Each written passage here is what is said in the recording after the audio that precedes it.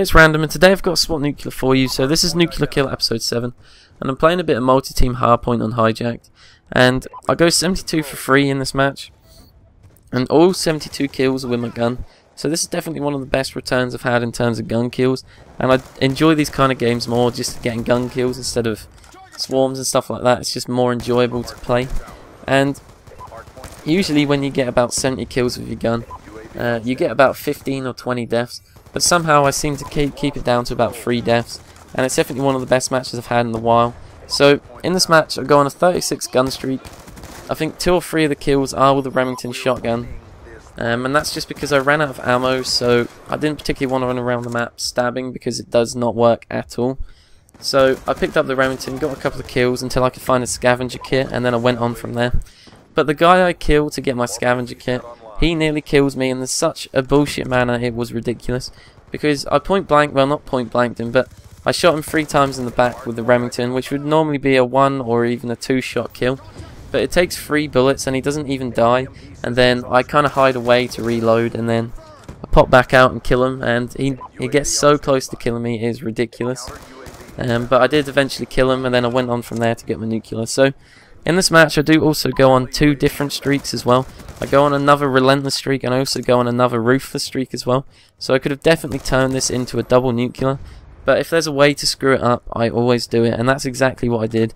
Because I don't know if anybody else does this, but when you're one off a VSAT or a swarm or a nuke, or even a UAV sometimes for me, I know I'm close, so I start to play different.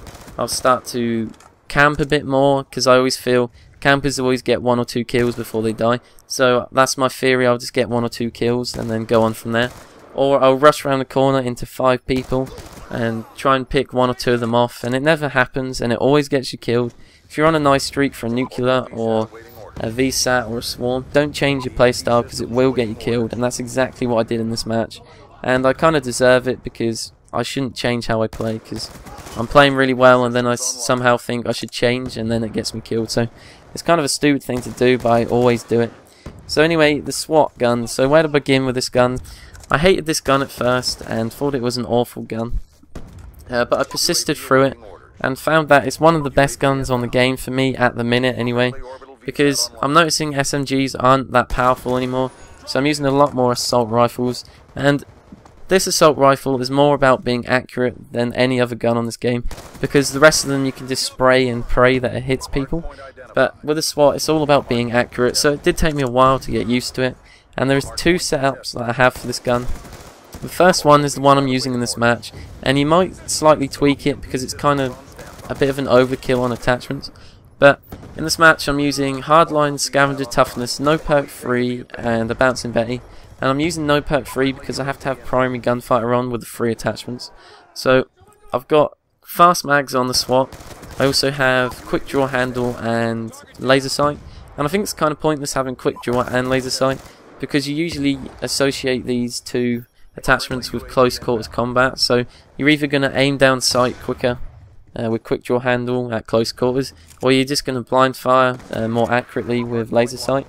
So it's kind of pointless having both of them on. But I definitely recommend trying it because it did work for me in this match.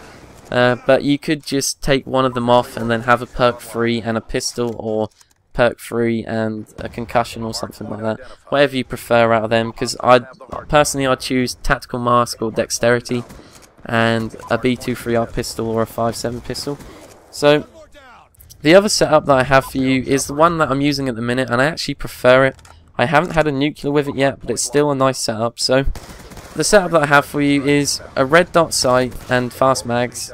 I'm quite surprised that I'm using a red dot because I never usually use red dot. I think this is probably the first time I've actually used one without picking it up off the floor. And it does really work for this gun because red dots make you so much more accurate, especially with burst guns. So it's like the M16 in Modern Warfare 3, that's the best comparison for this gun. So definitely recommend trying red dot and fast mags, but the setup I'm using this match does work as well.